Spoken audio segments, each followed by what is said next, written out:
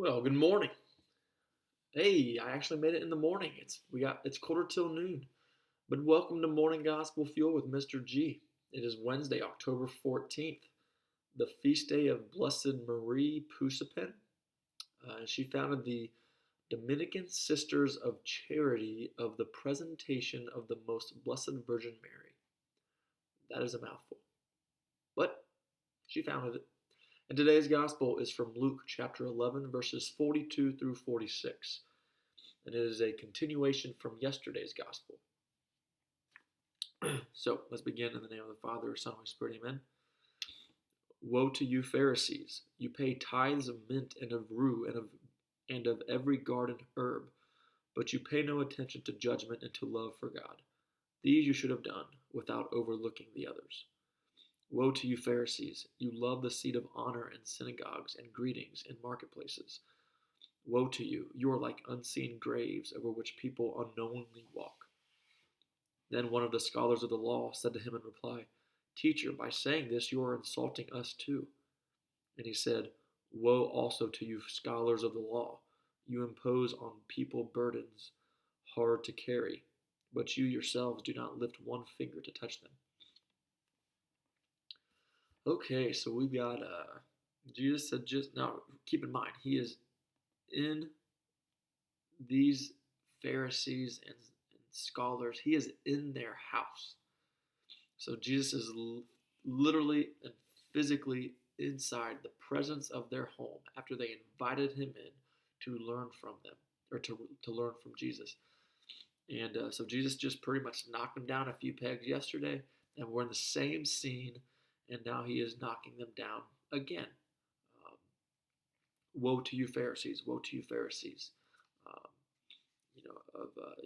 trying to look at prestige and fame and make sure they look and appear as if they're doing what is right, whenever they're really not, and they're paying more attention to the law than to the teachings of Jesus.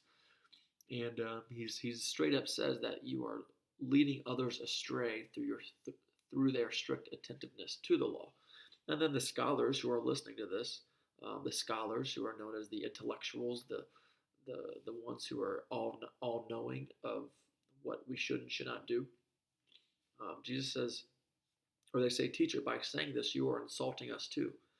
And Jesus virtually says, Yep, like you're not doing it the right way. So, woe also to you, scholars of the law! You impose on people burdens hard to carry, but you yourselves do not lift one finger to touch them. So, so you kind of wonder just how they're reacting to this.